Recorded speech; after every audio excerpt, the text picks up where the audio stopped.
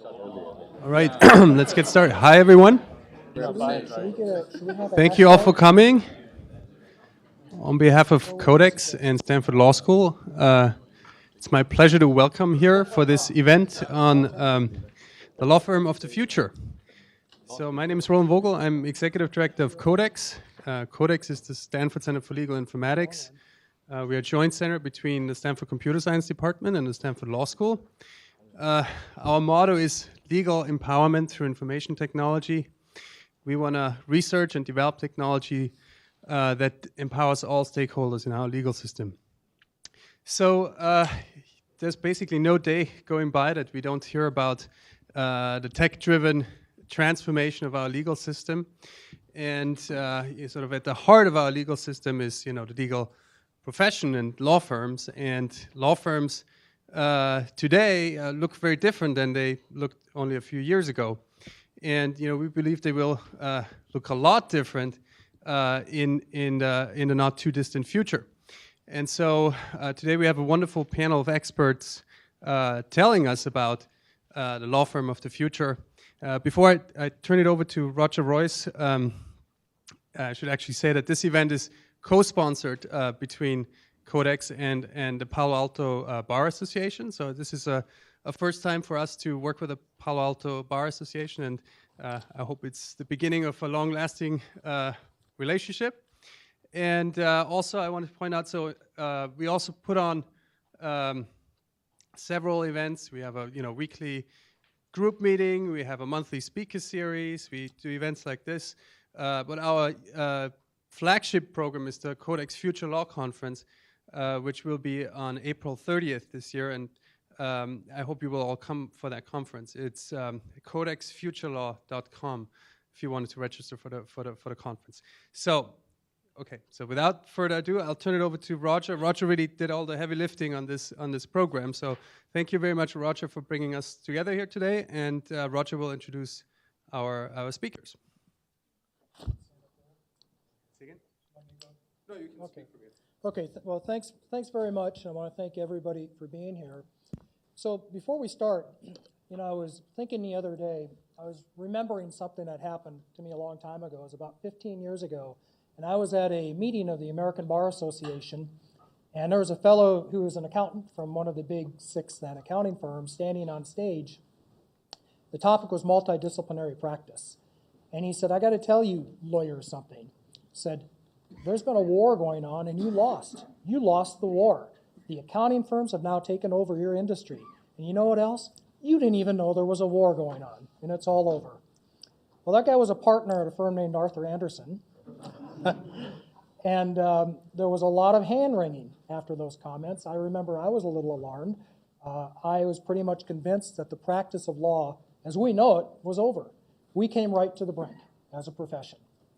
And then Enron happened. And then WorldCom happened, and MDP, multidisciplinary practice, that threat just kind of went away.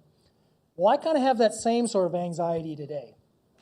I look around and I see technologies that are just hard to believe. We're going to hear about artificial intelligence here. We're going to hear about competitive pressures from legal outsourced service providers.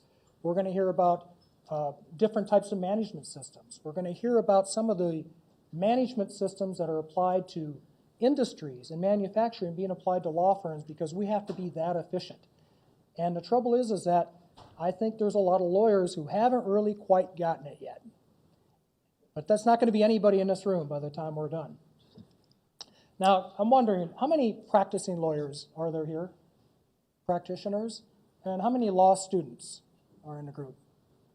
Okay, handful of law students.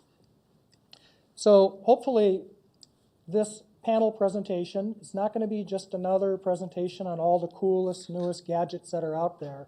This is going to be on the really important big ideas that are changing the practice.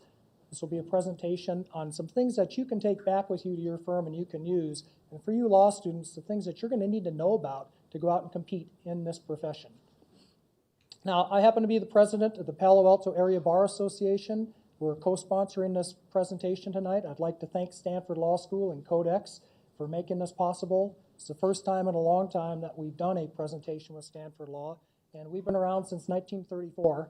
So as you can imagine, we've done a lot of presentations. We do a lot of events for those of you who are interested on topics of legal interest. We have about 10 different committees in different areas of practice, and I would encourage you to take a look at the Palo Alto area bar. Sign up. We have a discount for student members, and sign up and join our group if you can. I think you'll get a lot out of it. A couple of things. If you're tweeting tonight, use hashtag #FutureOfLaw.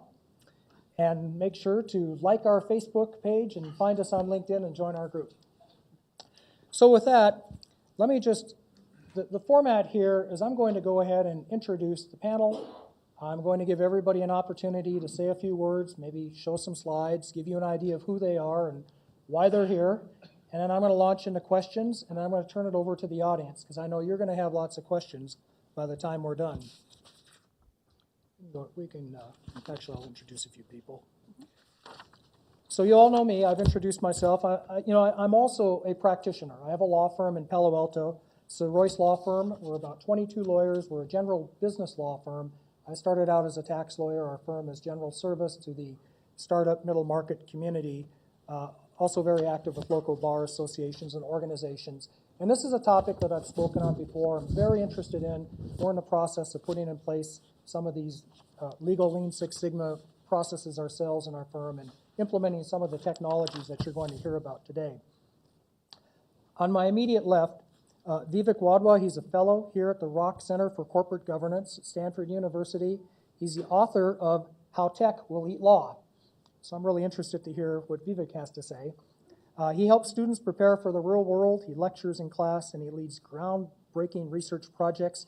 He's an advisor to several startup companies, a columnist for the Washington Post and Bloomberg Business Week, and he writes for several international publications and has even founded a couple of software companies.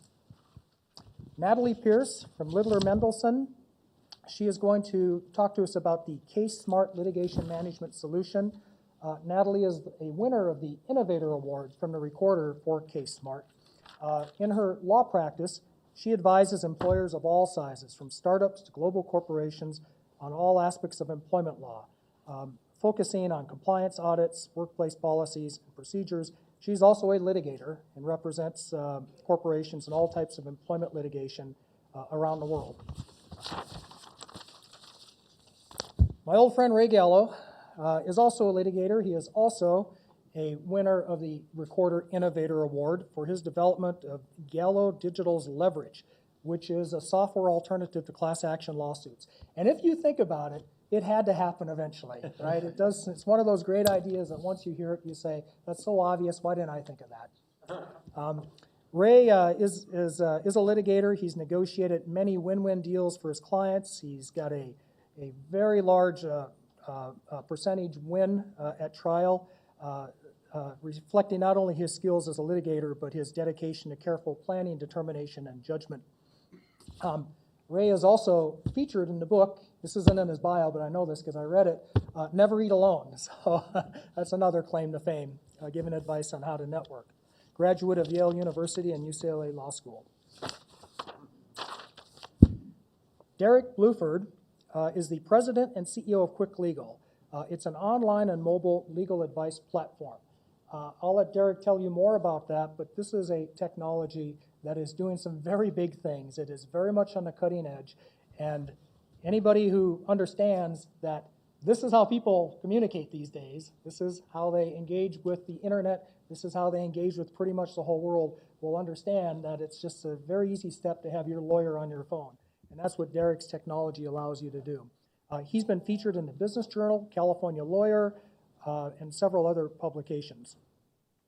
And finally, Robert Berry from R.L. Berry Law. He is going to talk to us about Lean Six Sigma legal services.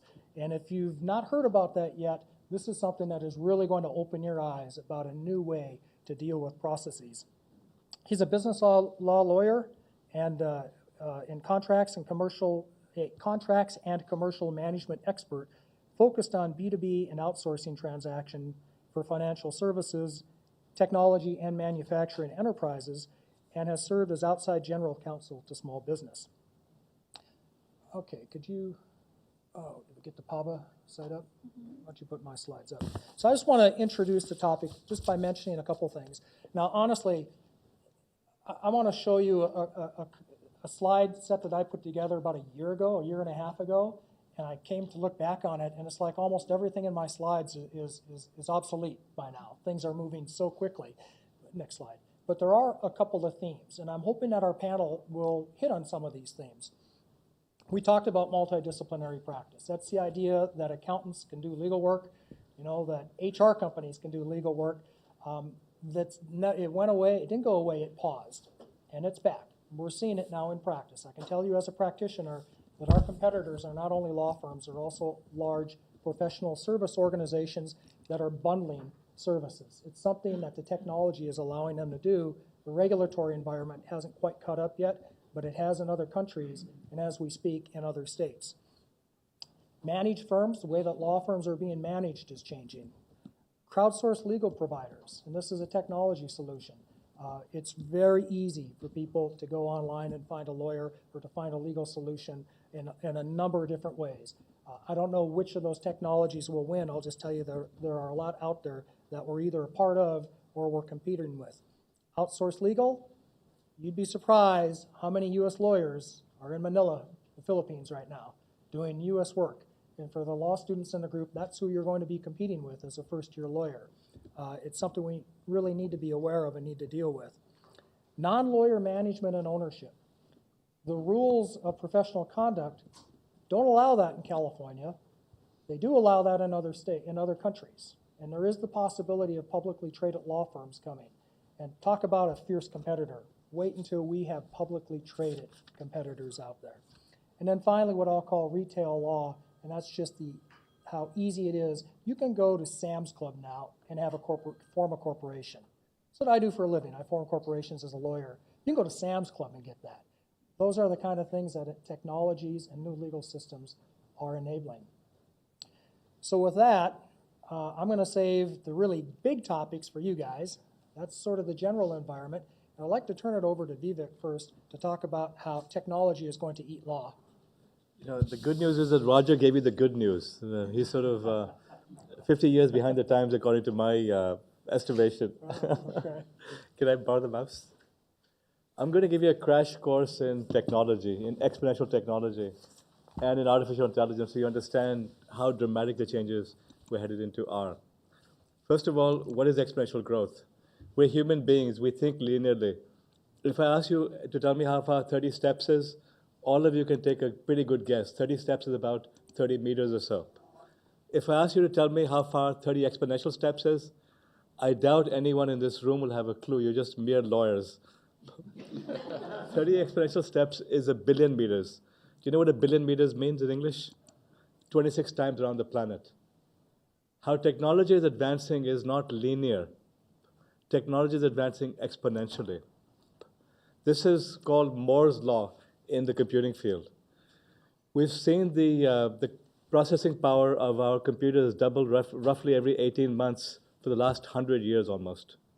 It's called a law, even though it literally isn't a law. I mean, I know I'm dealing with lawyers over here, and you'll take issue with that word.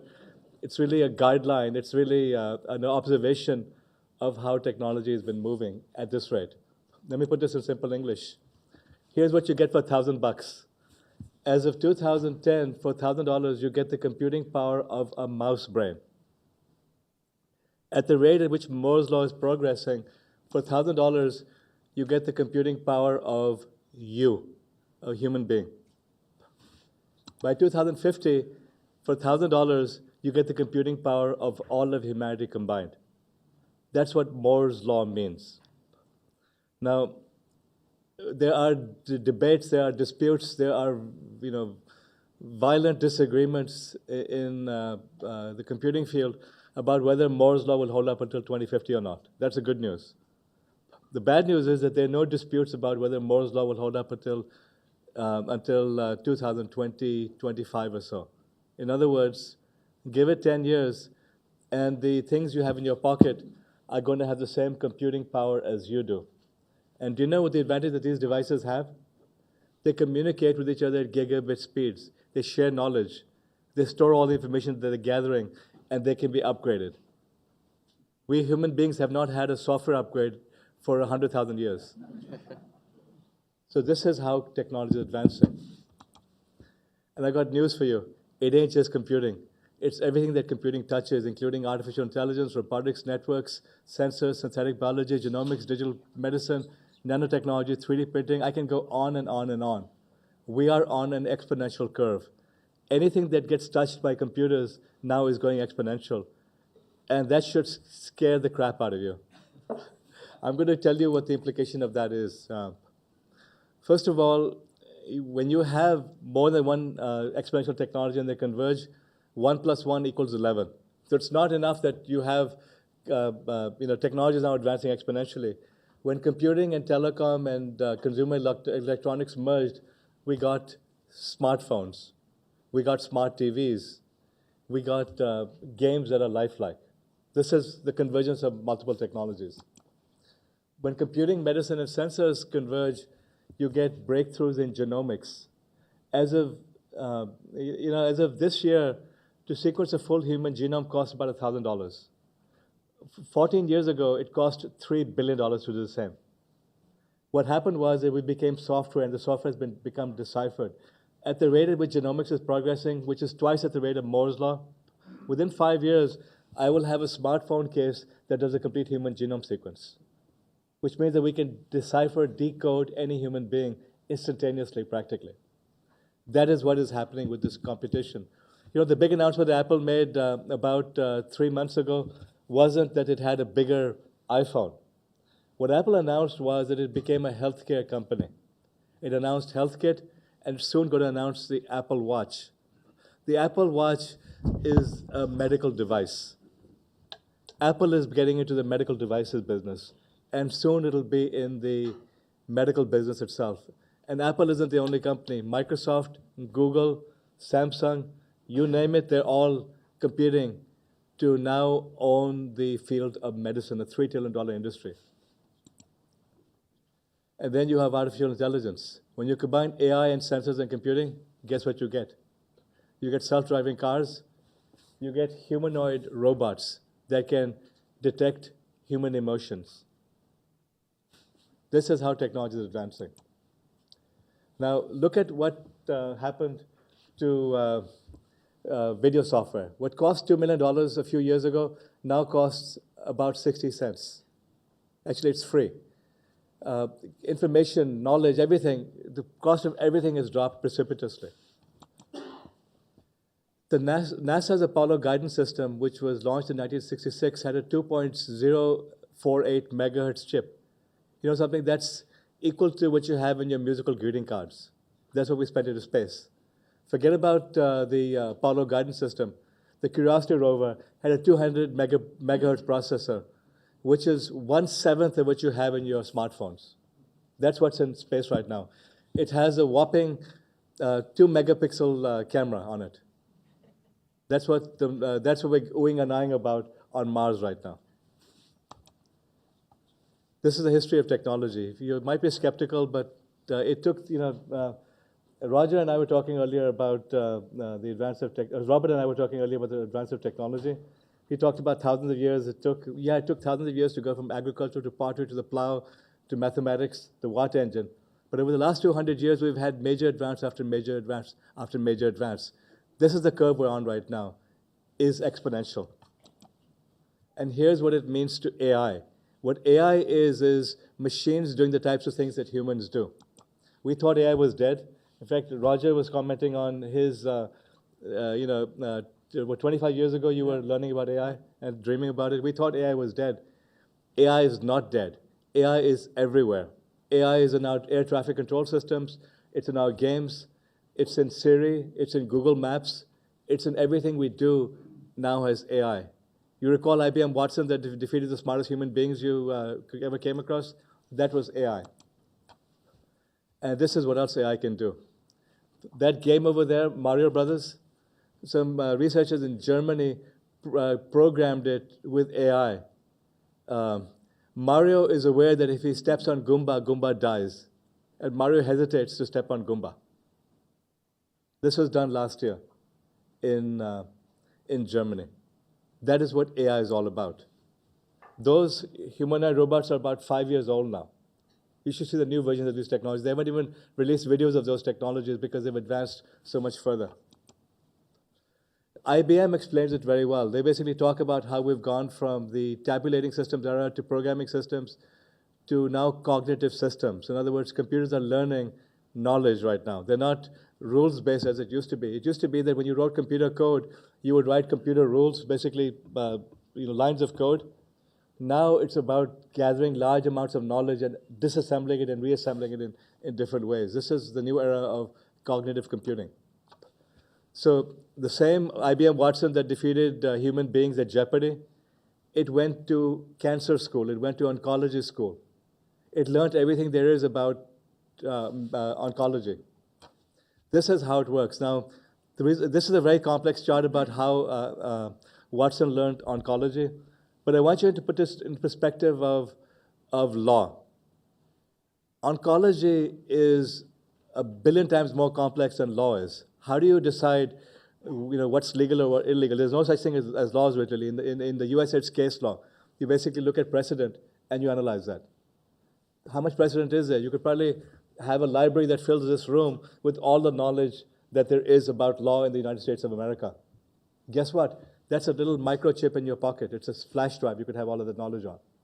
So what do lawyers do?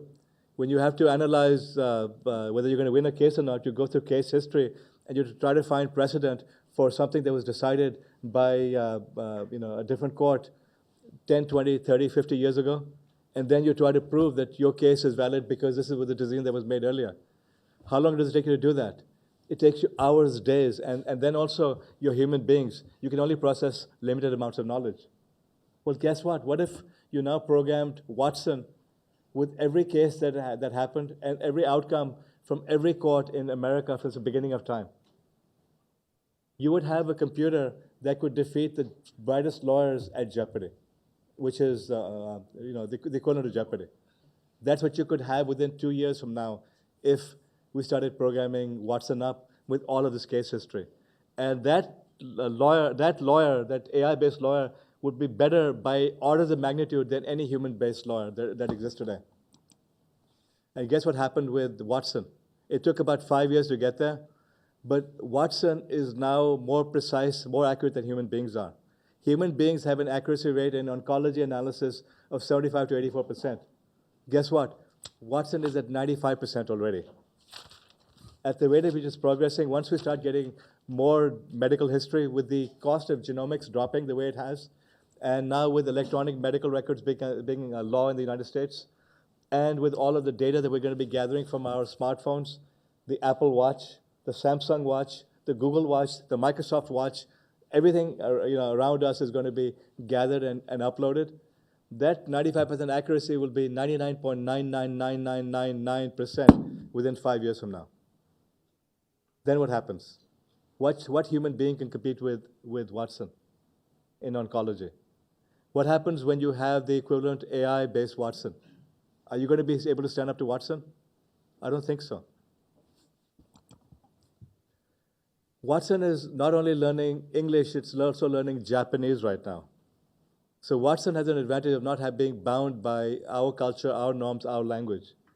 It's a global phenomenon. It soon learned every language there is and be able to communicate and understand laws of all over the world. So if you want advice on whether you have a case which is valid in China or Japan or India or Afghanistan, ask Watson and it will advise you.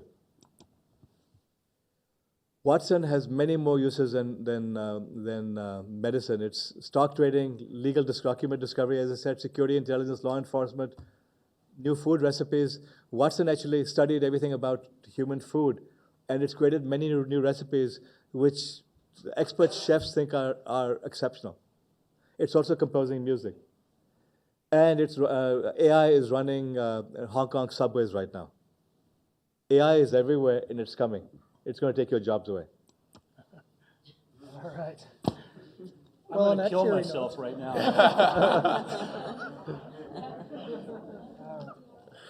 Well, we'll be getting to the contrary view before the end of this. Roger's going to tell us how clueless I am, right? Robert, I mean, why do I keep getting your name wrong? Robert, sorry. Okay, so Natalie, would you like to tell us a little bit about CaseSmart? Yeah, I think one thing I'll say is I support some of your views, maybe not all of them, but I did. They're not see- views. I'm just stating the facts. So What's that up? it would be scary if it was. I mean, if it was my views, it would be a great situation. I'd sleep at night. I did read a study that it's expected that by the year 2025, half of the jobs as we know them today in the U.S. will be replaced through automation and cognitive computing skills, AI, telepresence. I think it's actually 2030. television. If you ask me, I would say 2030. But yeah, in that time frame, we're going to have major disruption happening. Major disruption. So let me tell you something about my firm. My firm is Littler. We are over 1,000 attorneys in 60 offices dedicated to labor and employment law. Part of what we are seeing is that our clients, they want to know everything that's going on about their cases. They want to have access to information. They want to know how much something's going to cost. They want to be able to predict the future, what are some of the trends happening in the industry. And so a lot of what we've done with our years, we have about 70 plus years of experience just exclusively representing labor, employers in labor and management issues. And I should preface, I think I'm going to get straight to my slides. I was in Madrid this morning, and I'm definitely starting to feel some of the effects of that time difference. All right, so why don't we just get to the slides, I think. All right, okay, so next slide. So here's what we've done at Littler, and the reason I think that we won the Innovation Award. We do represent most of the Fortune 500s in labor and employment matters. And they said, here's what's happening is we're getting thousands of charges, thousands of cases for some of the larger employers. And how can we manage this? Because we're in different geographies, we have different teams who are dealing with our cases on a one-off basis. There must be something that we can do to take advantage of the technology. And so we really have been harnessing that information, and what we've done is we've really redesigned the legal process. So we've reordered, we've been rethinking, resequencing how we handle cases, how we handle charges. We now have a pilot program for class actions, which, as some of you may know, is really plaguing so many of our employers because with a single class action, it can easily amount to tens of millions of dollars. So we're looking at that as well. And what we do is we have created a dashboard for our clients such that they can see every stage of the charges. And we've used flex time attorneys for handling some of the matters.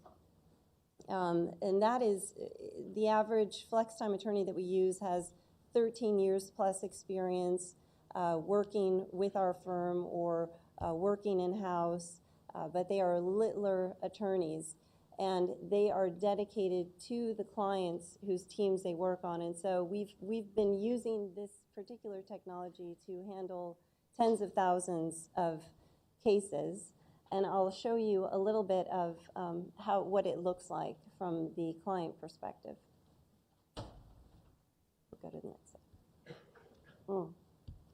I actually intentionally can't show you this part because this is our legal reengineering side of it, and so that's why it's a little bit fuzzied out. But those who are on the dedicated teams are going to be taken through a series of steps so that we know what we're doing at the investigation stage. So that we are not, to the extent that we know something about the client, we're not duplicating efforts. We do this on a fixed fee basis because, like I said, clients, they do want to know what it's going to cost, and they want to have some predictability around it. So after we go through the process, the next slide, what we do is We are taking in the data, we're showing clients exactly what is happening, when it's happening, and then we're automating documents. So because we have handled a number of charges or a number of cases for the client in the past, we can easily populate some of the charges as we take it through. And then can we go to the next slide? This is, and the advantage, of course, is that already at the second stage, we can take advantage of what we found through the investigation. We can look at what are some of the trends in the industry, what are some of the trends in the jurisdiction, what tend to be some of the jury verdicts, for example, in the venues where the case may be. We can give that attorney-client privilege case analysis, which is going to give us a better idea of what is going to be the best defensive approach to handling the case. Okay, next slide. And what's nice is to be able to have, as I said, that real-time access to see what is happening in each jurisdiction. You can sort it by the type of case. You can sort it even by some of the dashboard. You can look at who is the manager in the certain jurisdictions, the number of cases, also next slide, it will show you what are the settlement values, what has been the average settlement amount, how many cases are currently pending. And as I said, because you know the universe of the charges in every geography, you are able to, for instance, when asked by the board, where are we really seeing a lot of issues? Well, we're seeing a lot of disability claims in Michigan, for example. Well, what is it that we should look at doing from a preventive standpoint that's going to cut down on some of those types of actions? You can also be in a position to tell a board of directors, this is what it looks like our current spend is going to be like. Here's what we can predict it's going to be in the next 6 months, and here's what we've been paying out in terms of settlements. And if that number is getting on the high side, really considering what are different approaches. Now, the great thing is that because we have been handling tens of thousands of cases in this fashion, right now we're taking advantage of data analytics, but you can imagine what the big data is going to look like when you have a firm that's been doing what we've been doing for over 70 years with over 1,000 attorneys who just do this. We are certainly collecting a lot of information that is going to be able to continue giving our clients that best idea of what are the industry trends, where are, for example, plaintiffs' lawyers, what is the next suit du jour? What type of wage and hour class action can you expect in this particular industry given where you are and how many employees you have and the type of work that they do. Okay, so this just gives you another perspective of how the trends are. I think I have. Let's go ahead. Go to the next slide. Okay. All right. Let's go to the next slide. Okay. Yeah. So, as I said, there's going to be various different views.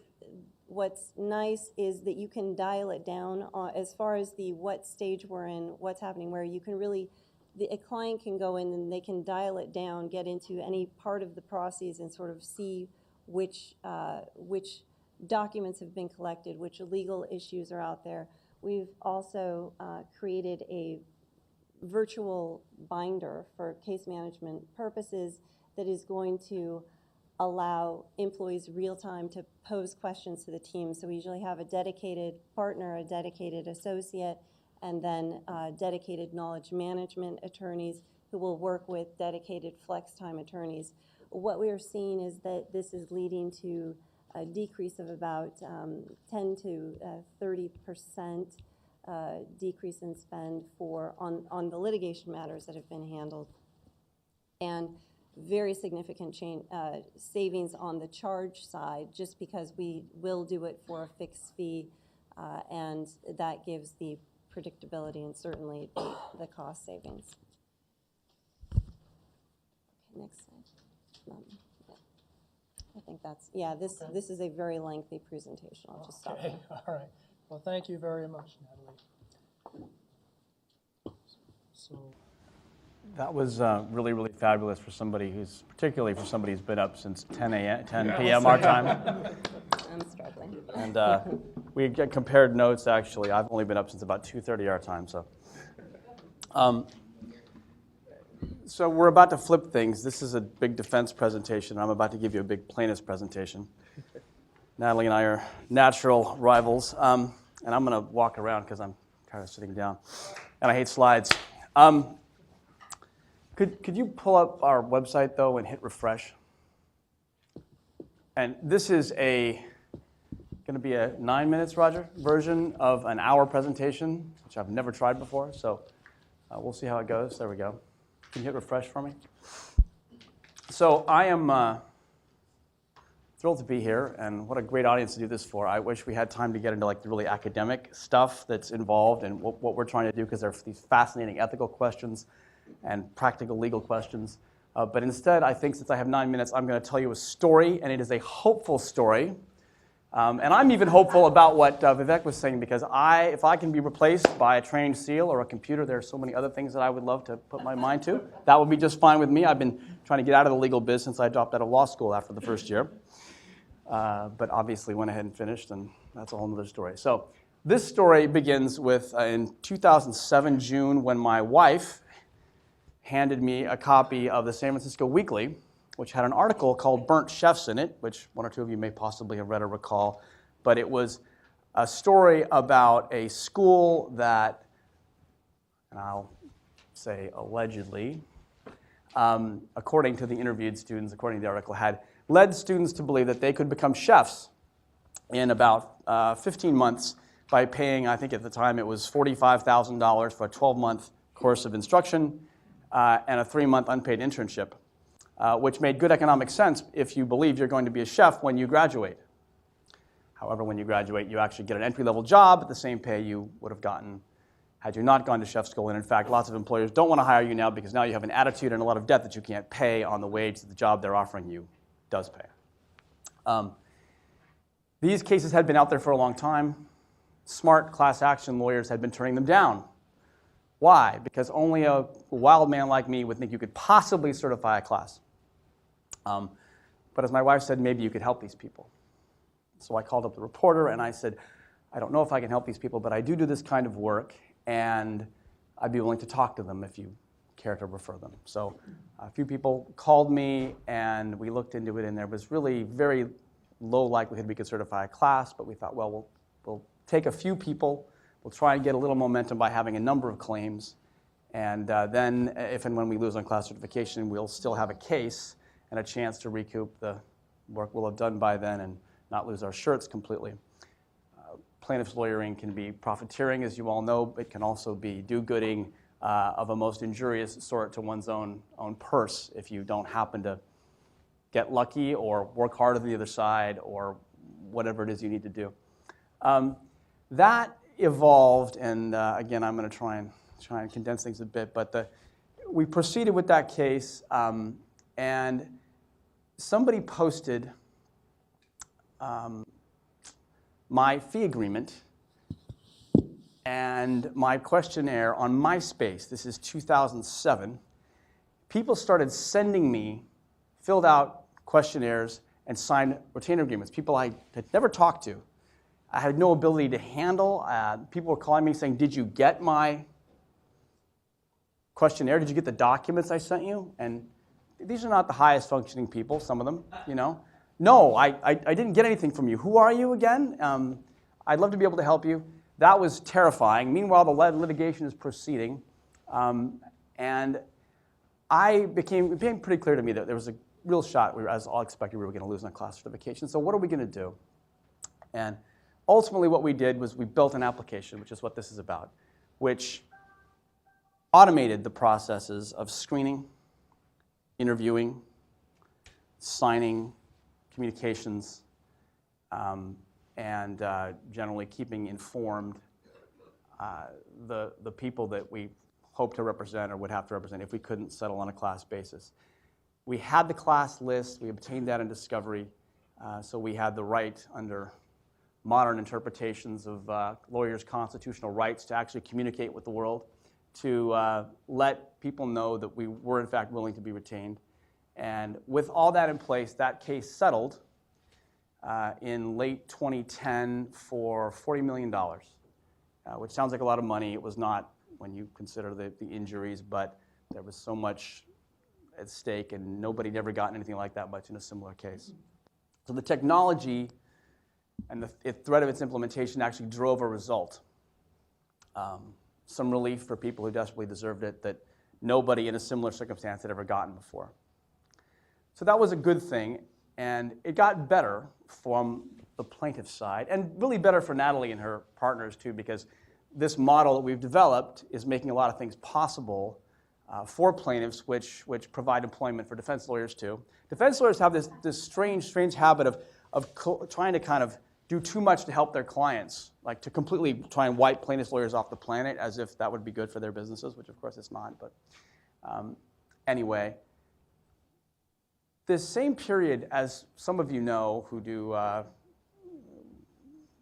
anything around aggregate litigation or civil procedure, there have been a lot of decisions by the U.S. Supreme Court limiting access to class treatment, increasing enforcement of arbitration agreements, even things that normally would have been thrown out by state unconscionability laws, increasing burdens on proving what kind of case is entitled to class treatment, not just with respect to damages models more recently, but some fundamental things. And so increasingly class treatment isn't available, as it wasn't in this particular type of case, but that increasing unavailability is particularly relevant to this model, which I'm calling technology-driven aggregate litigation. There's always been aggregate litigation. There's always been class cases, or for the modern history. And there have always been mass action lawyers, so-called, but these mass action lawyers have always been personal injury lawyers, essentially. The drug cases you see advertised on TV, I know you enjoy those ads.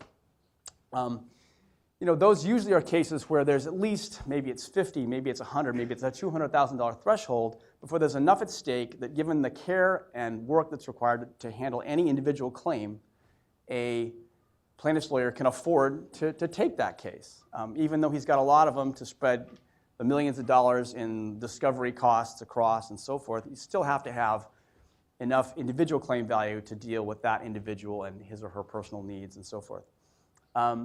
This model is interesting because what it is essentially a new bargain with a plaintiff. The new bargain is, if you will deal with me through my website, if you will not call me too often, if you will not, if you will actually read and click and so forth to make my life easier, if you'll populate my database for me, upload your documents, I can help you with your small claim. And without this bargain, you cannot get a lawyer, because nobody can make a buck, nobody can have a chance to make a buck in the old model where you call me and spend 2 hours telling me what happened to you, and I've already personally spent too much time on this case, if it's a very small case. So in LA, we had a similar case against a sister school. We actually implemented this strategy. We put up a website, we sent out notices to everybody that there was a case, the nature of the case, where they could get more information. People went to the site, they signed up. From a plaintiff's perspective, it was quite a pleasant experience to watch your caseload ticking up. We watched 1,000 clients roll in over the course of about 6 months effortlessly, populating our database. We filed those cases. When we lost on class certification, predictably, I was pleased.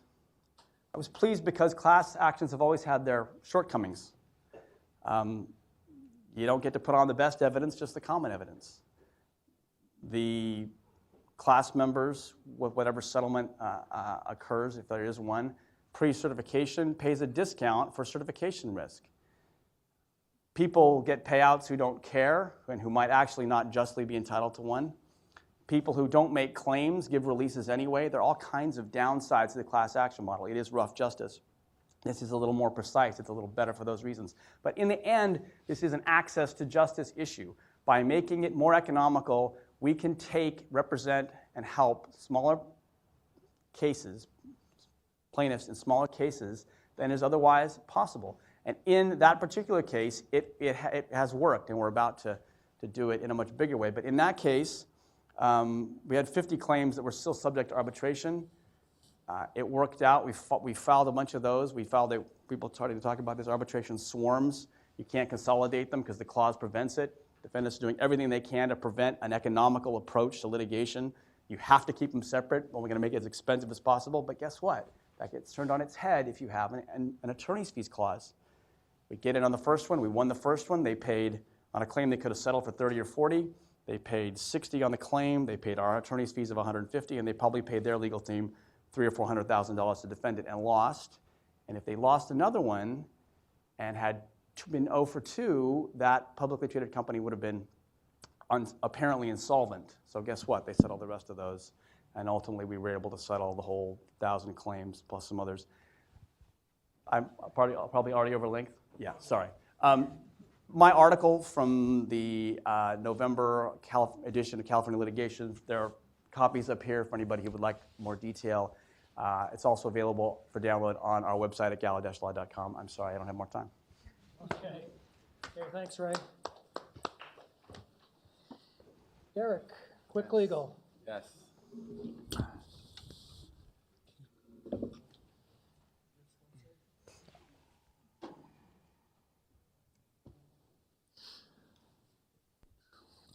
Hi, everyone. My name's Derek Bluford, and I'm the founder and CEO of Quick Legal.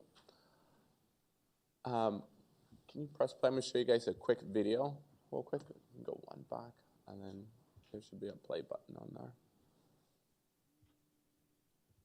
If you click on that. Whether it's the court system knocking on your door, threats of legal action against you, or just dealing with a tough and unplanned situation, legal questions are bound to arise. In our daily schedules and lives, finding not only the time but the money to hire legal professionals can be quite the challenge. And in most situations, time is of the essence. Sometimes you just need to talk to a lawyer right now and get the answers you need immediately. Well, now you can. Introducing Quick Legal. Whether it's for personal matters or business, we have you covered. For only $49, you can instantly video chat with an attorney. Or for just $29, you can instantly message an attorney. So, what are you waiting for? Download the Quick Legal app in either App Store or Google Market and get connected with an attorney now. And remember, no more thinking twice, because with Quick Legal, you have on-demand legal advice. To the next slide. So to kind of recap, Quick Legal is an app and website that connects users or consumers with actual licensed, professional, and I guess reliable attorneys. We have a vetting process where we make sure the attorneys are licensed, insured, no disciplinary actions against their state bar license. We make sure that they haven't had any claims against their insurance. And then we allow them onto our platform. And we started off as a lead generator for attorneys to build clientele. And from there, it turned into a back-end, all-inclusive law firm in a box for attorneys. We cover attorneys with malpractice insurance. We offer them legal research software, unlimited continued legal education courses, and just a bunch of resources. So if you're a practicing attorney in San Francisco, for example, and you need a document served in San Diego, they can go on to their platform on Quick Legal and find a process server in San Diego or LA, wherever they need. The pricing is there, the contact information is there, and they can easily share those documents to be able to work more efficiently. Next slide. Users, again, pay $39 to video chat with an attorney per 15 minutes, or they can submit questions for free. Next one. Some interesting facts about the industry is a study done by LexisNexis that determined that 58 million consumers in the U.S. hired or sought an attorney and using the internet, and 79% of those consumers, like I said, use the internet. Now, out of those, next slide, out of those 79, the percentile of the 56 million, 73% of those searches were done on mobile devices. So consumers are already there. So now all they do is download the app or visit our web-friendly website, and they can connect with attorneys. And that just tends to be the way in my opinion, and the data supports that users and just the population in general are turning to things on demand now. There's an app called Doctors on Demand, for example. So when you're sick and you wake up, you no longer have to get dressed and drive down to Kaiser or wherever your hospital is. You download an app and you pay $40, and the doctor pops up on whether it's your iPhone, your tablet, or computer. You describe your situation or your medical issue, and then they issue you a prescription. They send it to Walgreens or CVS Pharmacy, and it costs you $40. So instead of going down to the hospital, waiting for an hour or so, and then getting a prescription and waiting there, you just head straight over to Walgreens or Rite Aid or wherever you pick up your medication. Even with banking, you used to get your paycheck, and then you have to try to make it to the bank by the end, of day. Hopefully you get there before 5. Now, you get your check, you take out your phone, you take a picture of it, and then it's in your account. This is the way of the world. Like, technology is advancing, and we have to kind of, incorporate ourselves and learn how to use technology to our advance. The market last year did $266 billion. Currently, there's around 165,000 active attorneys in California. And just food for thought, each week on Google alone, there's 1 billion to 1.5 billion searches for legal services. That's quite a bit. Moving on. So again, kind of touching on what we do, we offer legal research, practice management, unlimited continued legal education, malpractice insurance, peer-to-peer resources, and leads for attorneys, and they pay us $500 a month. And for the practicing attorneys in here, that's a pretty good bang for your buck. As you know, with some attorneys, $500 alone is just their malpractice insurance. Next slide. So what does our roadmap look like? We're currently working with the state of California to get into the jails and prison system so that if a court date is going to be postponed or if it's not something of significant importance, the attorney or the inmates will no longer be transported to court, but they will appear in court via the quick legal service. And lastly, I'm going to kind of shed a little bit more light on Watson. So we've partnered with IBM Watson. I would like to state that in my opinion, I don't feel that Watson is an ally, or something to fear at this time. Yet. But Famous more last words. Of a friend or a coworker. We are building a legal research software. I mean, right now, we have like LexisNexis, Westlaw, and as Vivek actually said earlier, how long does it take you to do legal research right now? A couple hours, maybe even a day or two?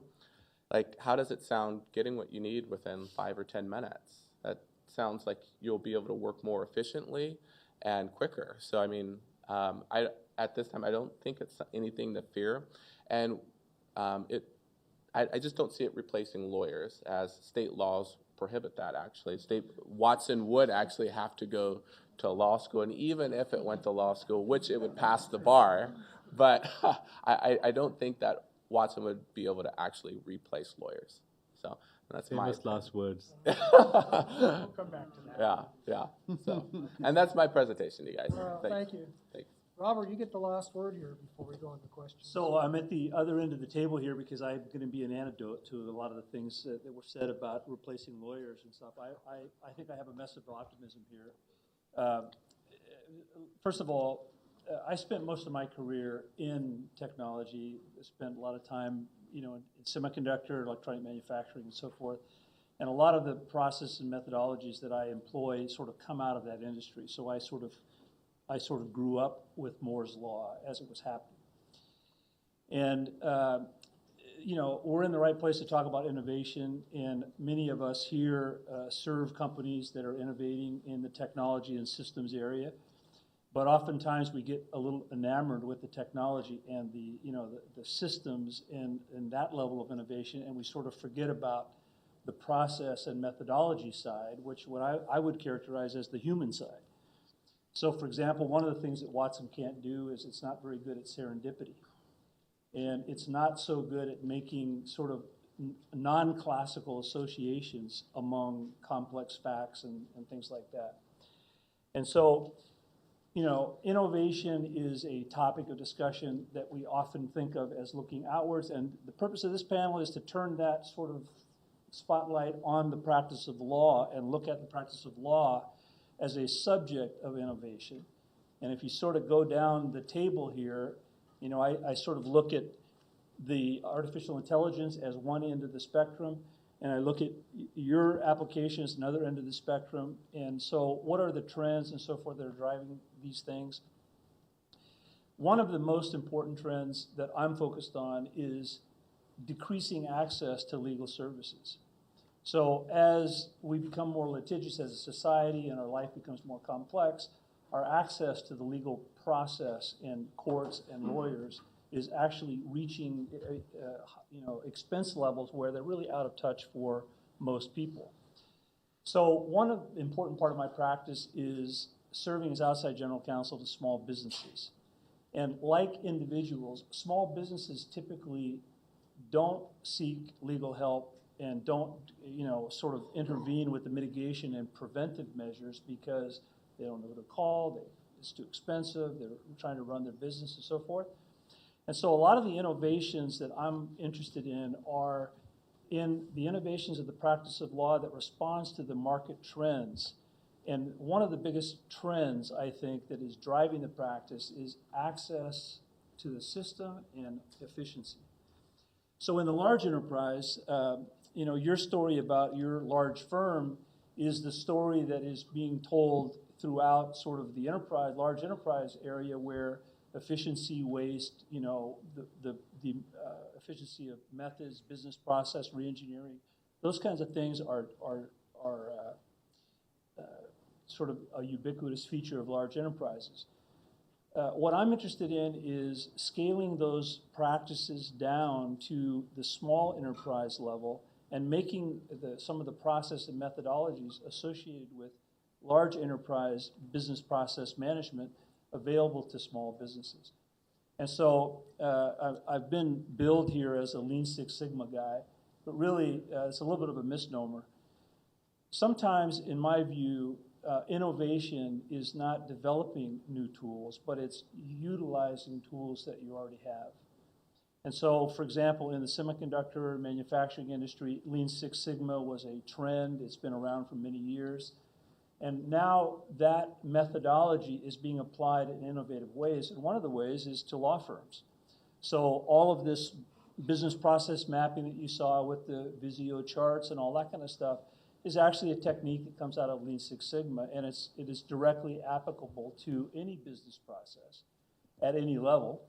And so let me just take a quick poll here. How many people have heard of Lean Six Sigma? I'm sure a large number. How many, on the other hand, have heard of the enterprise risk management framework from COSO? Okay, a couple. So if you're in the banking industry or some high-risk industries like utilities and so forth, this is an enterprise risk management framework that is ubiquitous in that industry, but most people have not heard of it. And what is it? It's just a methodology to sort of give some structure and framework to the process of mitigating risk. And if you think about what attorneys do, that's essentially what our job is to mitigate risk. Hopefully it doesn't get to the litigation phase. We try to avoid that. But in business contracts, in entity formation, in a lot of commercial transactions, a person like me that is drafting, negotiating a contract is really looking at where are the sources of risk, what are the mitigations, how are those risks allocated amongst the parties, what kind of language gives legal operation to the objectives and intent of the parties. And all of that really is an enterprise risk function. How many people have heard of balanced scorecards? Okay, so that's another tool. It's basically a performance tool. It's been around forever, came out of Harvard Business School. And so these are tools that I employ.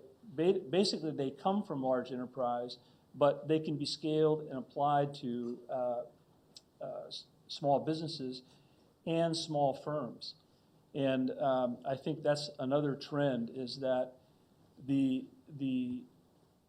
big law is being threatened, but it's not being threatened just from artificial intelligence. It's also being threatened economically because the model itself is accessible only to a smaller and smaller type of entity. And so the need that is begging to be filled is smaller scale law practices. I'm very active in San Francisco in the Bar Association there for the solo small firm. It's 250 attorneys in the practice, and we sort of have a large firm relationship with one another, and we operate with low capital requirements and so forth, and it enables us to take cases that otherwise wouldn't be taken, sort of like your innovation, in the sense that if you have a small firm and you utilize tools that lower your capital cost, lower your monthly operating expense, you're then able to select cases that currently go unserved.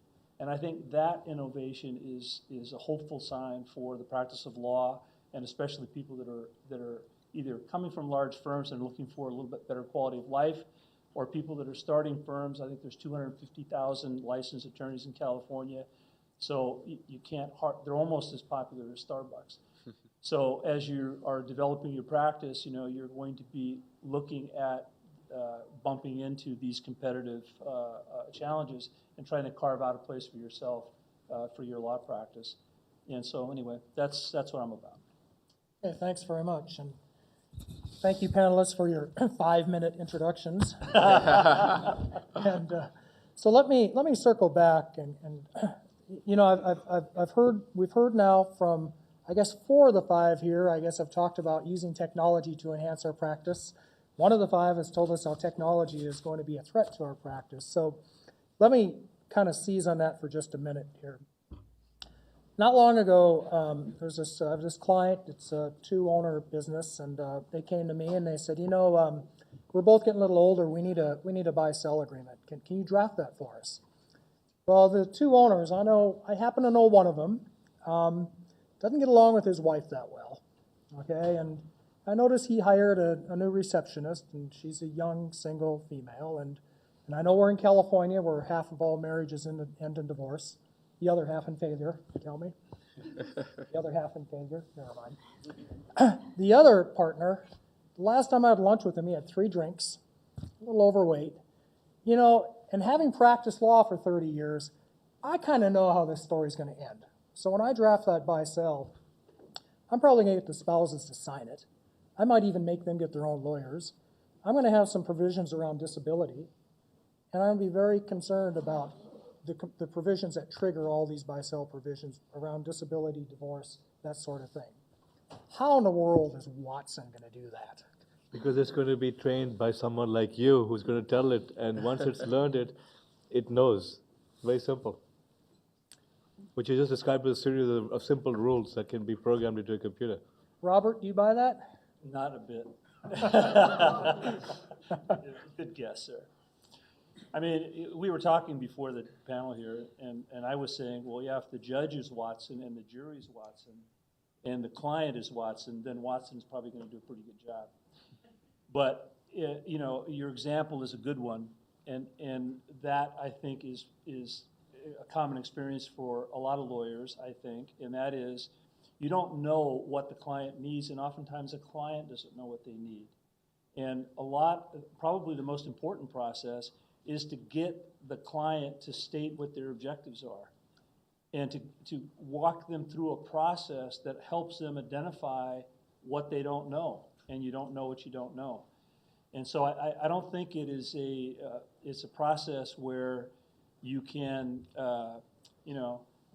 I can train a machine to do this 5 times and then pretty soon it can do it by itself.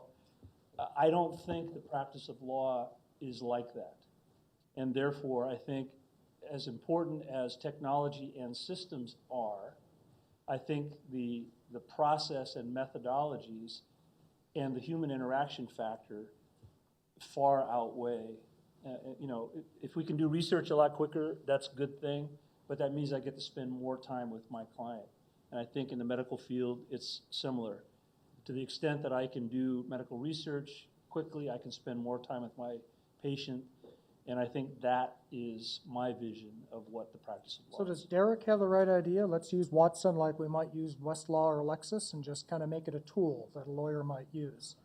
Yes, exactly. And I'm kind of with, I guess I'm mostly with Vivek. I think that he's right, that what you're talking about is heuristics, and Watson is the perfect example, because I think most of us know Watson was pretty good at chess. And chess players ultimately don't explore all the permutations. They just know from experience what the important ones are to follow through on. And yeah, so we'll use it as a tool, sure, but in the end, yeah, I agree. Watson will be able to do that. And for any given amount of data, if it's got the data, it'll reach the same conclusion you would. But it's got to have your data, right? Your experience, which is all you're doing is using your experience. Yeah.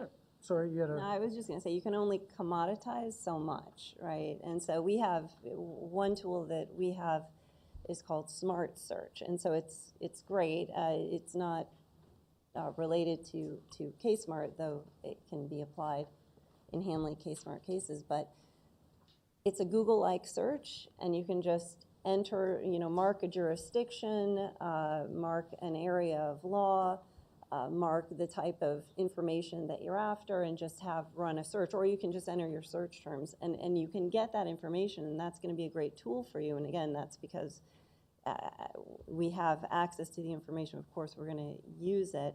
But as the reason that the dedicated service team attorneys who work on our KSmart charges, for example, have on average 13 years of experience is precisely because of your example. There's only so much that you can sort of predict, but then it's the intangibles, and it's really taking into account how a juror might react to a particular witness, regardless of what that witness may be saying. You could take all the information they're giving you, but it's more about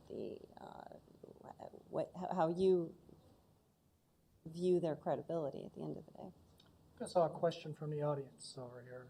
Yeah, well, just in that situation, you could say, why wouldn't you always get all that stuff signed by everybody? That is to say, if you had a known structure that a person could go into, and you have very low transaction costs in getting stuff signed, then that would just be a part of it. Well, but you don't. I mean, in the real world, you don't. You have to deal with commercial realities. Not everyone is going to go out and hire their own counsel and make their spouses hire their own counsel. And I could insist that they do, but they might not want to, and I might insist a little more if Watson helps me. That's the problem with human lawyers, that if you had AI-based lawyers, they could just intelligently ask you those questions and optimize everything for you. Yeah, they're not trying to jack up their fees. That's not their objective. They're just getting things done. Well, I don't know about that. But can I just make one comment? Sure.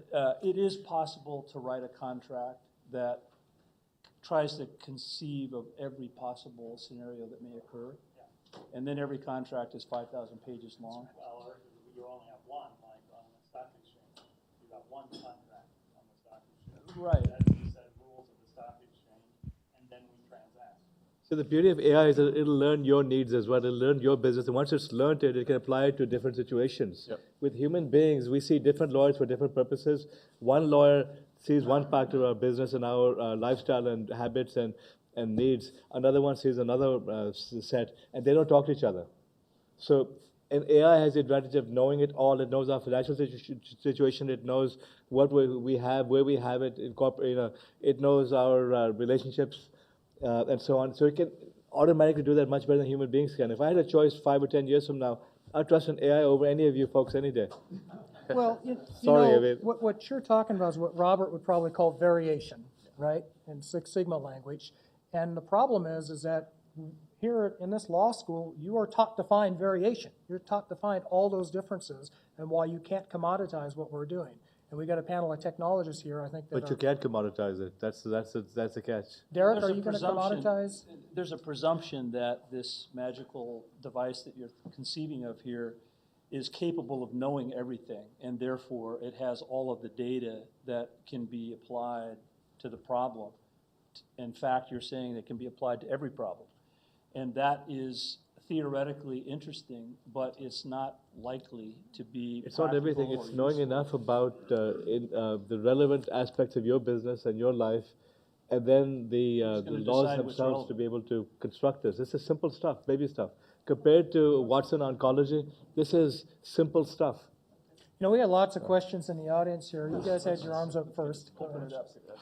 Hi, my name is Mike Troncoso. I'm General Counsel at University of California, Santa Cruz. I'm here with my Deputy GC, Leif Hassett. I buy a lot of legal services, and I am a frustrated consumer many times for many of the reasons that Vivek has pointed out. When I ask an attorney, how much is this litigation likely to resolve for, it's like a shaman-like process of, oh, well, I've been doing this for 20 years, and my gut says it's going to go for That is so uninteresting to me. There is a lot of data out there, and I think Watson could do an exceptionally better job at handicapping and appraising what a case is likely to go for in a particular jurisdiction before a particular judge. If I knew that Judge X had only granted summary judgment in this kind of a case one time in his 20 years on the bench, that would certainly be interesting to me as the general counsel trying to decide whether the settlement offer was reasonable. And I think the next intermediate step, because I actually agree with Vivek, I think this will push out a lot of the commodity work, and the realm of commodity work that is defined as such by lawyers is going to get much bigger.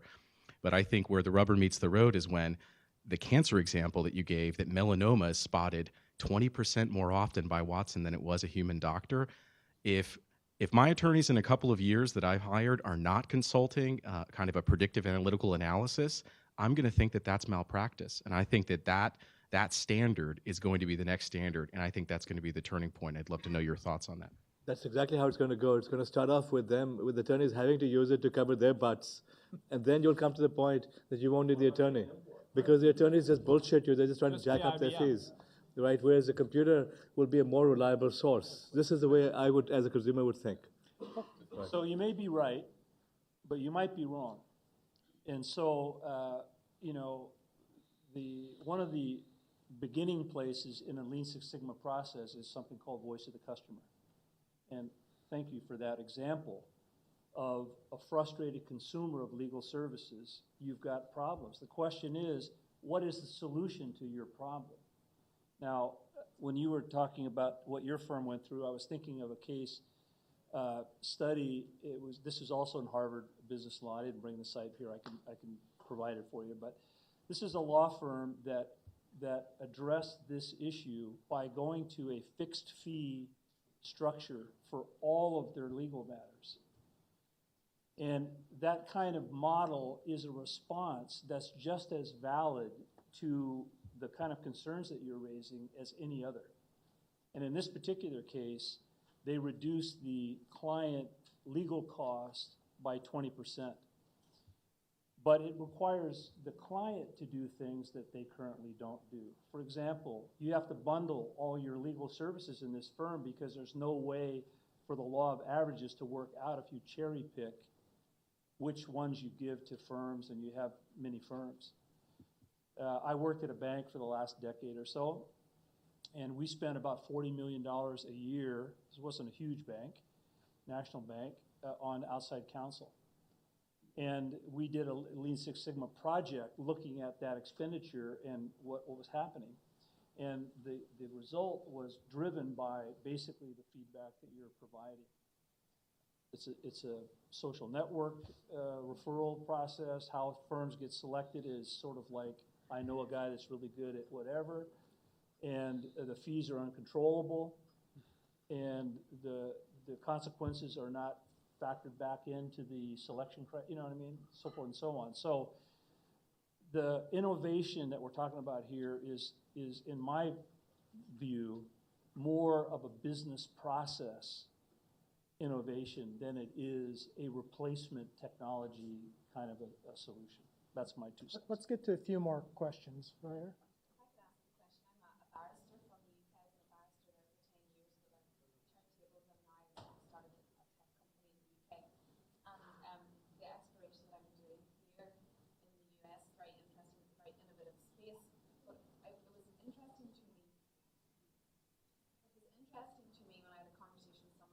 You indicated that as lawyers we see every single client as a bespoke piece of work.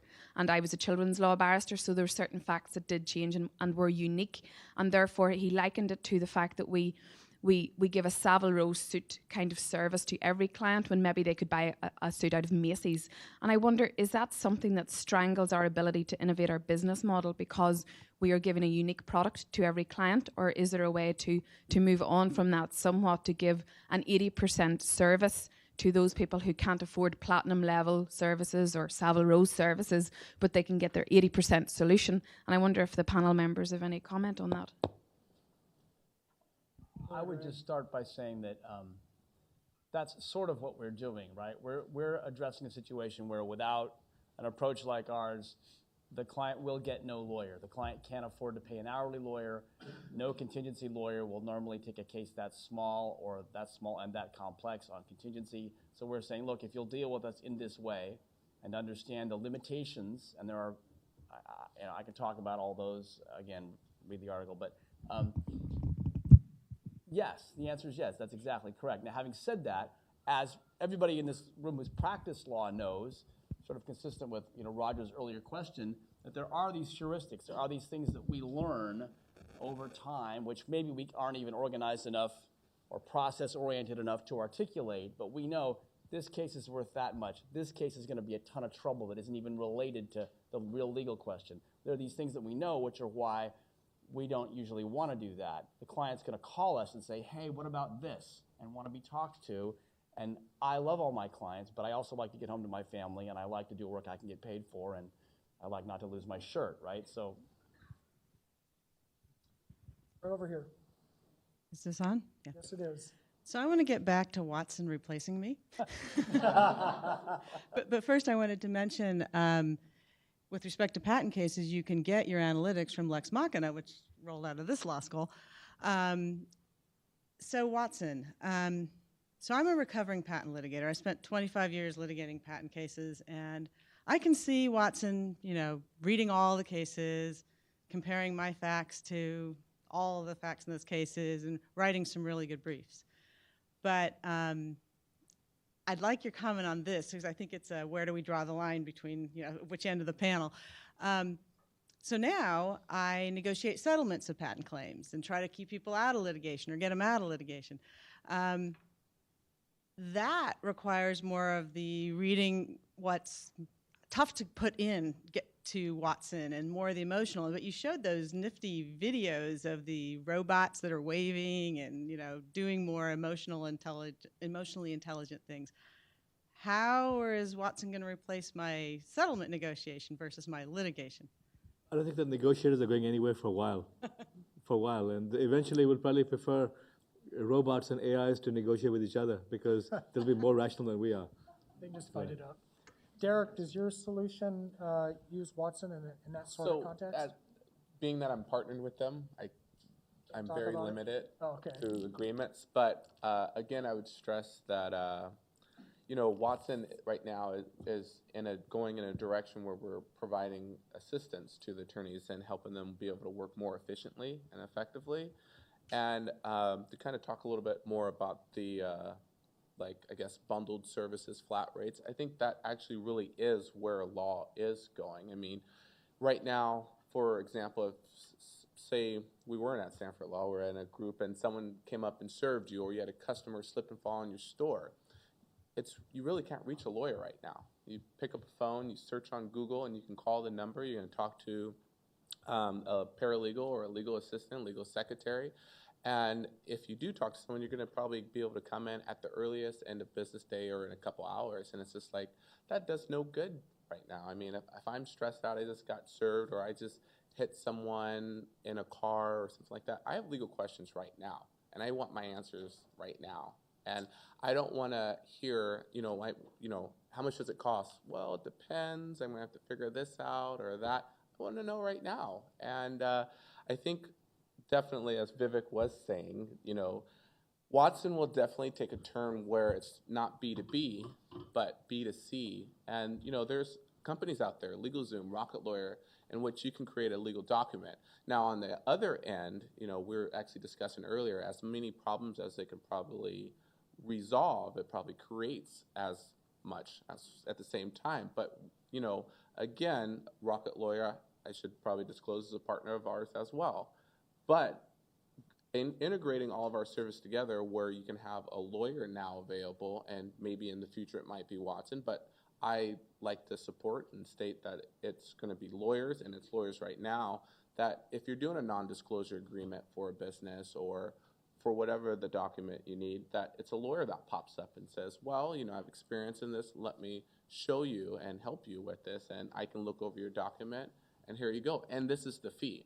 It's not, you know, $300 for an hour, it should only take an hour, and then you get a bill for 3 hours. You know, no one likes that. So just as attorneys like to have their billable hours and know how many hours that they have to hit a week or a month, consumers like to know how much they're paying for a service and get those exact services without surprises. Watson can tell me how much to charge.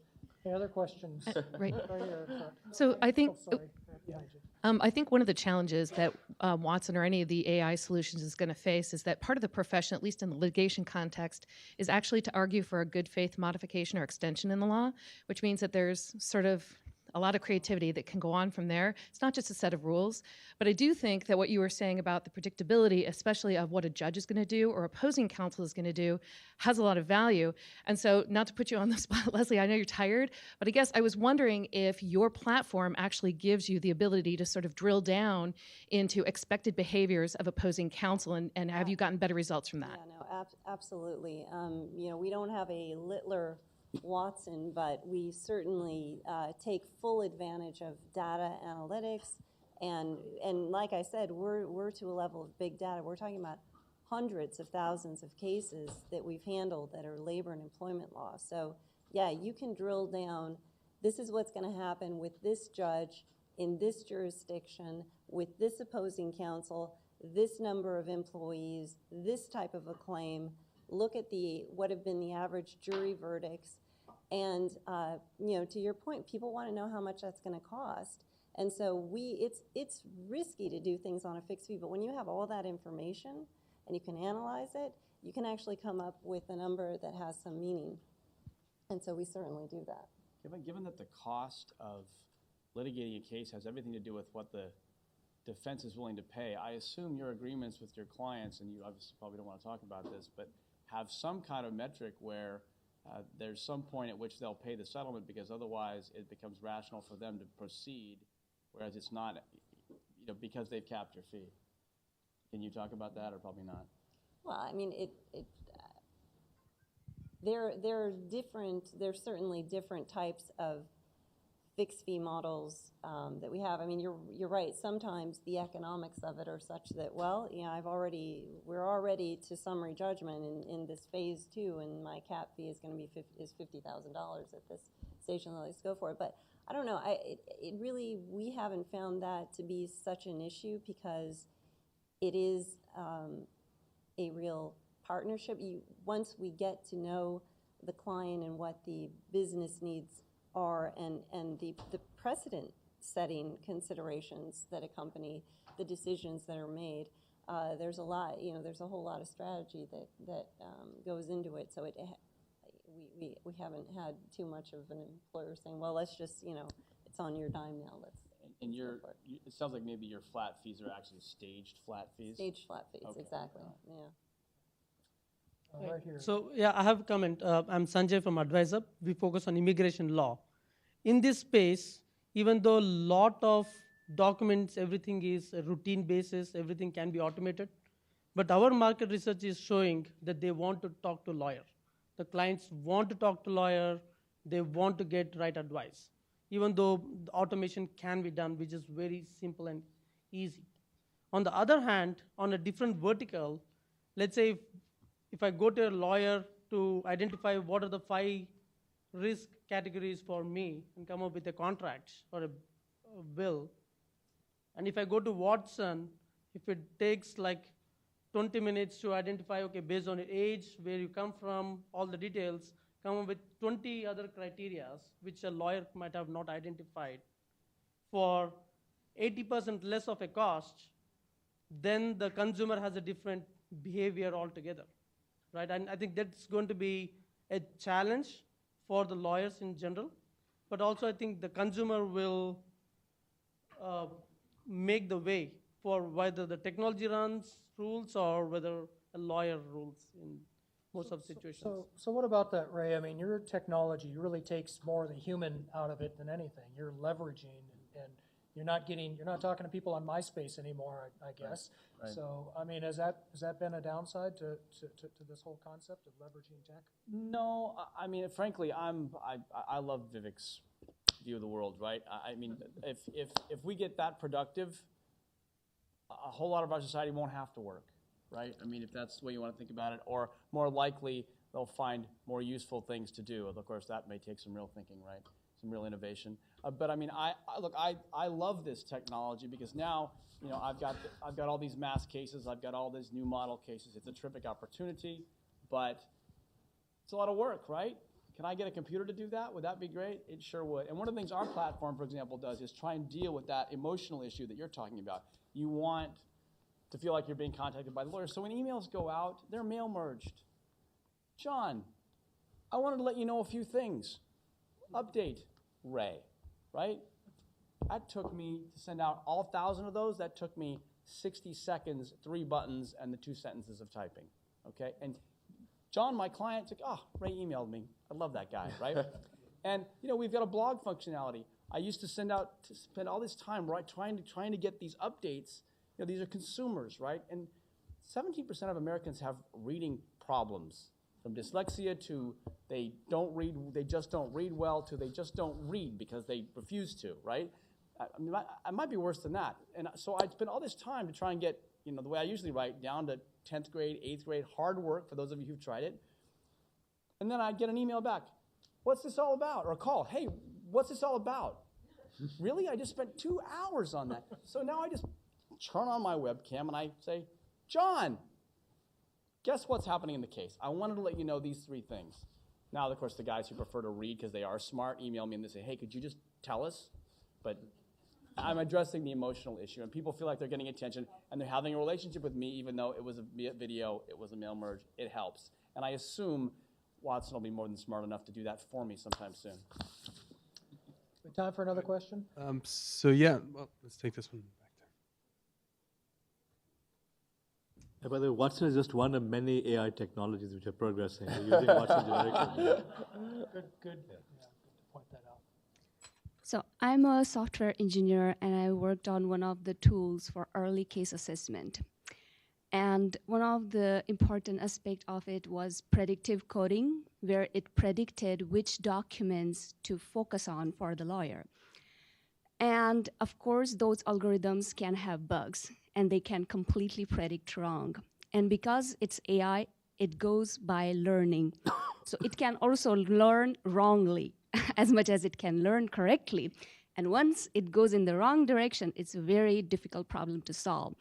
So I think, I mean, I'm at a stage right now where I was hoping to transition to an IP law, but after this conversation, I'm kind of like, well. We did our job then. But I don't think that it's going to replace the lawyer, but I definitely think that it's a very good early case assessment tool for lawyers to assess what data they want to focus on, to get as much information from the client as they could. This is just a comment. I don't have a question. Thank you. I would just throw in the predictive coding, if done well, is awesome. And the notion that from the plaintiff's lawyer's perspective, I'm not going to have to try and hire an army or code every single document into a database, the most irrelevant, needlessly expensive task that was, you know, ever done. I mean, the possibilities for actually getting to the truth for less money are very exciting from both sides. I think the point that the lady raised, I think, was a very interesting one, because the way we've been talking about Watson is mostly as a sort of you know, an AI system that would sort of help human decision makers ultimately make legal decisions. We haven't sort of raised the questions of what happens once we give sort of the power to make legal decisions to these systems, and what does that mean for us all as a society? What kind of systems do we need to build to be able to verify how how these systems will make legal decisions. But I think that might be a separate panel. What's it worth with TAR or predictive coding, whatever you want to call it? You know, in the end, it's the lawyer's responsibility to train that system and see that it's recognizing from a statistically significant sample what it should be. Yeah, just want to add that once you actually, so you'll be speaking to Watson, you'll say, hey, I'm looking for this type of case or whatever it is that you find. Once Watson arrives at the conclusion, the answer in which it believes that you're looking for, it'll actually show you how it arrived at that answer and several other answers. So it'll say, hey, I believe 100% this is what you're looking for. Option B, this is my 93% option for you. And after you select that option, it'll show you how it arrived at that. So it's basically like doing a math problem and actually writing it out to show you. So if you ever get challenged, you can say, hey, no, this is it right here. When was the last time a lawyer did that? Yeah. It was somewhere on that bill. I don't know where, though. You know, I do variations on that all the time, you know, and I was going to respond here, too. You know, it's like that answer you don't like, I feel that this is going to be the outcome. You're correct to want the data because you don't share that feeling. But if you got the right lawyer, I mean, I'm right about that kind of stuff a lot. Not always, and I can't promise you, right? But it's surprising how often, you know, that feeling that Roger has about how something's going to come out, if Roger happens to be a great lawyer, is correct. Sure, one more. Okay, two more questions. So the title of the lecture or the panel tonight was The Law Firm of the Future. So I think what's interesting is that a number of you represent some pretty interesting and innovative things that are going on sort of today. The different businesses you've started, ways you've looked at things. Vivek has talked about sort of the way future and where things can look. But regardless of where you fall on that spectrum, because we could debate all night whether or not lawyers will get replaced by machines, if you were to look 10, 15 years down the line from now, I assume you would all feel that things would look very different than they do today. So given wherever you fall on the spectrum we've been discussing tonight, do you think things look in 10 to 15 years? So, and it can be law firm of the future, it can be in-house counsel, department of the future, but what does that look like given the trajectory that you think we're on? I'll give the simple answer for myself, and that is when I was at a bank, every employee had an attorney, and I mean that literally. And the question that I'm asking is, why doesn't every person, every business have an attorney that they already have a relationship with when something happens and they need an attorney? And so the question is, what are the barriers to making that happen? And I think a lot of the innovations like yours and others that lower the barrier to access is part of the solution, whatever form that takes. And I don't really know what form. One of the innovations that's similar to that is my case, which is practice management for small firms. And one of the things they're doing is making a website accessible practice management so that the clients can actually go post documents, they can look at documents, they can look at your bill, they can interact with you in that way without having to call you up and say, you know, where's the bill today? They can just go look at it.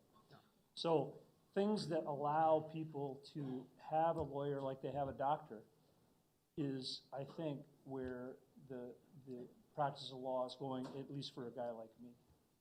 I think that the firms that survive 15 years into the future are going to, you have to have app-like immediate information. I mean, people want to know what they want to know, when they want to know it, and they want to see it real time. So you have to, the law firm of the future has to have those types of solutions. They also have to take into account that attorneys don't want to be billing by the hour. They don't want to be have to have office presence all the time. They want to work when they want to work, and if they're on their best game at 3 in the morning, then so be it. So I think the law firm of the future has to also take into account the attorney of the future, and we have the technologies. We have all sorts of opportunities for flex time arrangements. And what we're seeing is that we have a lot of partners and associates with a lot of experience, a lot of in-house counsel with a lot of experience that frankly have decided whether it's I want to spend more time with my 8-year-old or I want to spend more time going kayaking.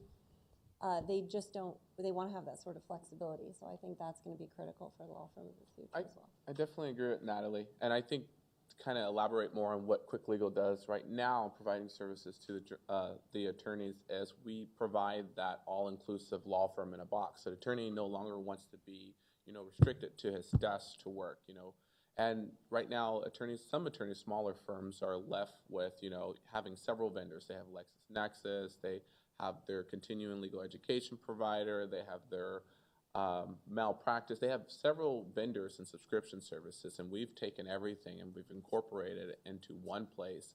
And not only is it available on like a desktop, but they can access it if they're on a train or at a ball game, whatever and wherever they are, where they have their phone or internet access, they have their whole practice with them. It's really a law firm on your phone or in your pocket, however you want to call it. Email answers. Yeah. And again, it's really on demand. Attorneys want to work when they want to work. They could be in Hawaii and say, hey, this is real life today. Like, I can be on the beach in Hawaii. I can log on to Quick Legal and see a bunch of questions, and I can start answering questions and start generating revenue while I'm sipping a pina colada. Now, is that ethical? I don't know, but that's what people can do here today. And another thing, just to touch on, you said, I don't want people to assume Watson's so far out, 10, 15 years, or even 5 years. It's, again, I'm very limited at what I said, but within the next year or so, I would say, keep your eyes and ears open to try a Watson product. Be part of a beta version test. Don't just fear it. I want to make something clear. Everything I talked about was in the 10 to 15 year time frame. I wasn't talking about 50 years from now. I was talking about next 10 to 15 years. My prediction is that within 5 years, worst case 7 years, an AI beats the smartest lawyers at analyzing legal data. In other words, you've got the Jeopardy equivalent within a very short period of time. And this is, Derek is talking about 1 or 2 years. That's basics. I'm talking about now Jeopardy level match within 5 years. AI is being better than human beings. And once it's done, it's done. It's distributing AI technology is simply as simple as writing an app that you download on your smartphone. I see you ask. Okay. I just wanted to respond to that. Actually has an AI product on the market right now. That's Diligence Engine. Diligence Engine is an application that actually analyzes very complicated contracts, and it takes out change of control provisions much better than trained lawyers at big law firms are doing. So it is there, and I think these tools are going to help law firms become much more efficient. It's a tool that will reduce the number of lawyers. The big decisions will be made by the lawyers, but in the end, it's making the lawyers much more efficient. In 5 to 10 years, yes, there will be even more time for Watson and AI applications, but it is out there and it's happening, and we don't have to wait for Watson in 1 or 2 years. It's happening. All right, well, maybe on that note, that would be a good time to close this panel, and please join me in thanking our wonderful experts. And,